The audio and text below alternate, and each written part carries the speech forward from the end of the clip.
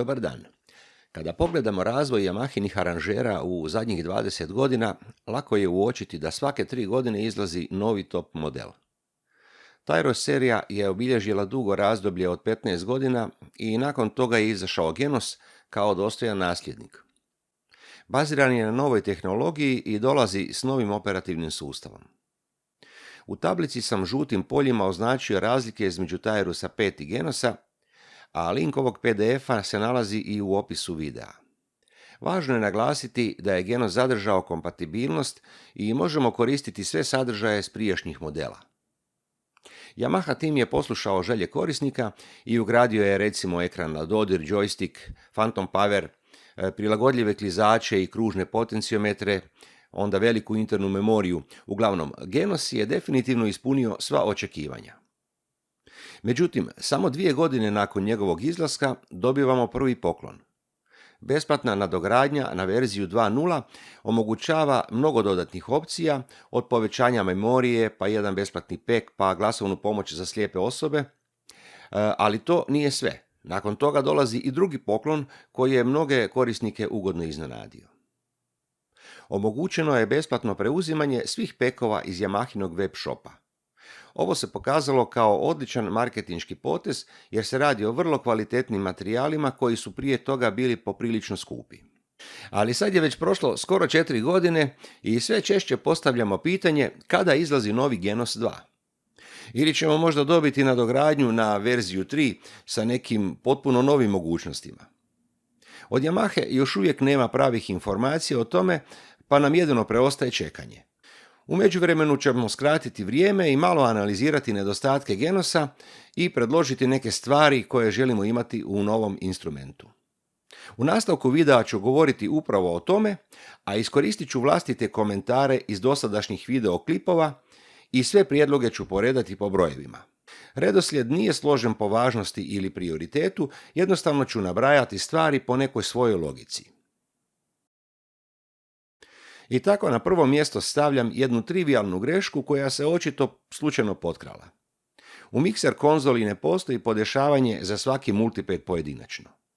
Te parametre doduše možemo dodavati prilikom obrade multipada, ali nedostaju kontrole za promjene u real time-u.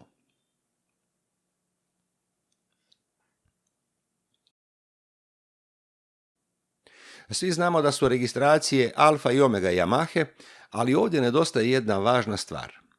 Ne možemo vidjeti koji su sve parametri pohranjeni u registracijama.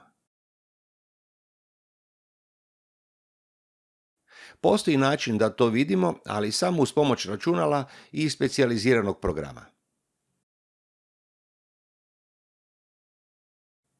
A to sam i objasnio u ovom videu čiji isječak gledate, a link imate u opisu. Korištenje playlista je dobro zamišljeno, ali po mom mišljenju za brži rad nedostaje brojčano pozivanje. Prijedlog je vrlo jednostavan. Treba samo dodati novi izbornik u sučelje playlista. Sličan odabir je već postojao i u Tyro seriji i ne vidim razlog zašto su ga sada izostavili. Unutar style kreatora bi se dalo dosta toga doraditi. Ono što mnoge korisnike smeta je način preslušavanja ritma dok je u izradi. Mi uvijek čujemo onaj 7. ton koji je neophodan da bi Yamaha Style svirao sve vrste akorda. Međutim, to zvuči zbunjujuće i nije odraz pravog stanja. Bilo bi odlično kada bi se u Style Creator ubacio modalitet preslušavanja koji reproducira realan zvuk. U Yamahinom ritmu je moguće kreirati takozvani chord switching, ali to ne možemo napraviti u klavijaturi. Moramo koristiti računalo i postupak nije jednostavan, opisao sam ga u jednom videu. Mislim da bi ovu opciju trebalo ugraditi u Style Creator i tako bi uvelike pojednostavnili izradu ove važne stvari koje imaju sve konkurentske firme, Chord, Roland ili Ketron. Nedavno je izašla orijentalna verzija PSR A5000 koja ima opciju različitih mjera u istom ritmu. Ovo je prvi put da to možemo napraviti u samoj klavijaturi, pa se iskreno nadam da ova opcija neće izostati i kod novog Genosa ili eventualne nadogradnje verzije 3.0. Kada sam već kod obrade ritma, Yamahinim korisnicima definitivno nedostaje specijalizirani program za kreiranje vlastitog stajla. Još davne 1995. godine svirao sam Technics Skyline 3000 i uz klavijaturu sam dobio besplatan odlični softver. U kratkom isječku možete vidjeti samo dio njegovih mogućnosti, a mnogo toga što je ovdje dostupno i dan danas nedostaje u novom i superiornom Genosu. Bilo bi logično da Yamaha to napravi i podijeli besplatno svim korisnicima, ali vjerujem da bi oni bili spremni dodatno platiti jedan dobar program za obradu ritma.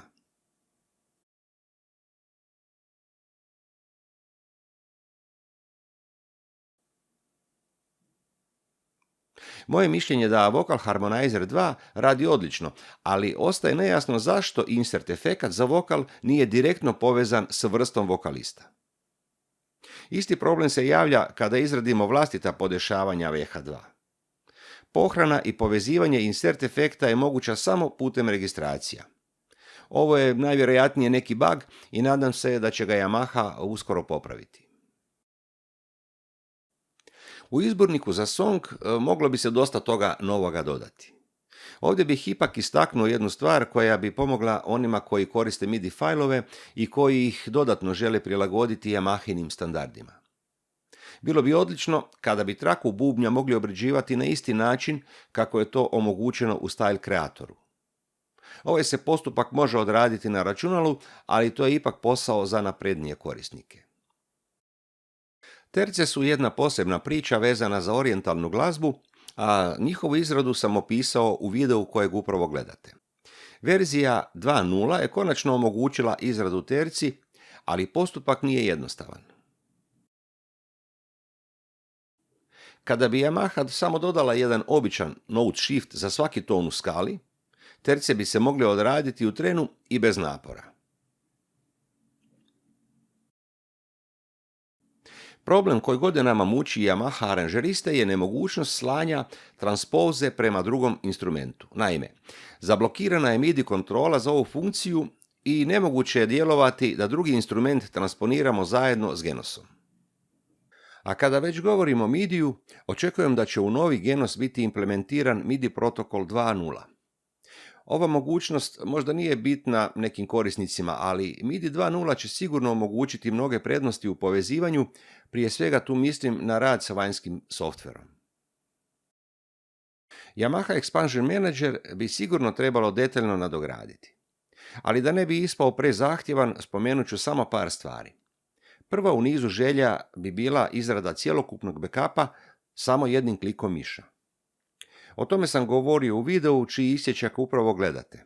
Mislim da to neće biti nikakav problem za Yamahu. Nedostaje loop opcija za izradu zvukova poput orgulja, stringsova ili harmonika recimo. Ovo je nedostajalo i u prijašnjem voice editoru kojim smo obrađivali zvukove Tyrusa. Mislim da se ova vrlo važna funkcija konačno mora ubaciti u YEM kako ne bi morali koristiti vanjske programe poput recimo Wave Studija. Bilo bi odlično da korisnici mogu izrađivati vlastite zvukove koji imaju karakteristike poput Mega Voice ili Super Articulation Voice. Sada postoje ograničenja i ne možemo vidjeti i mijenjati sve parametre u samom YEM-u. Oni su doduše vidljivi u UVF datoteci kao voice element, ali nažalost nisu dostupni u YEM-u. Za prikaz teksta na vanjskom ekranu trebamo dodatni konverter. Njega moramo posebno kupovati, a pored toga komplicira i dodatno spajanje kablova. Bilo bi odlično da Yamaha napravi besplatnu aplikaciju obavezno i za Android i za iPad koja će raditi bežičnim putem. To je danas postao standard i nije mi jasno zašto je Yamaha zakomplicirala po ovom pitanju.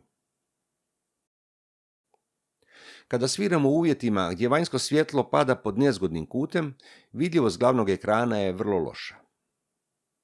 Dodatna sjenila kućne izrade mogu spasiti situaciju, ali to nije dobar pristup.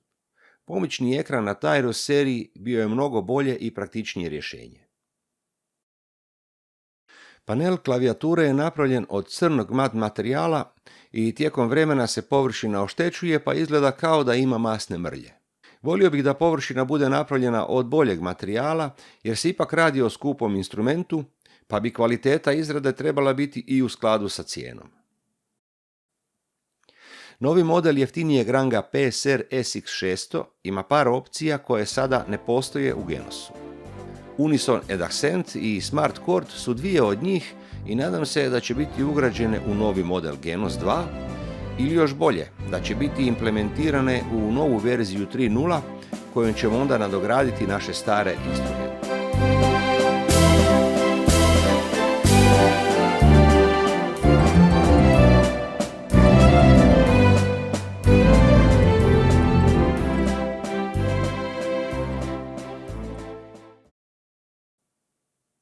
Isto tako PSR E serija i već spomenuti SX600 ima ugrađeni audio interfejs.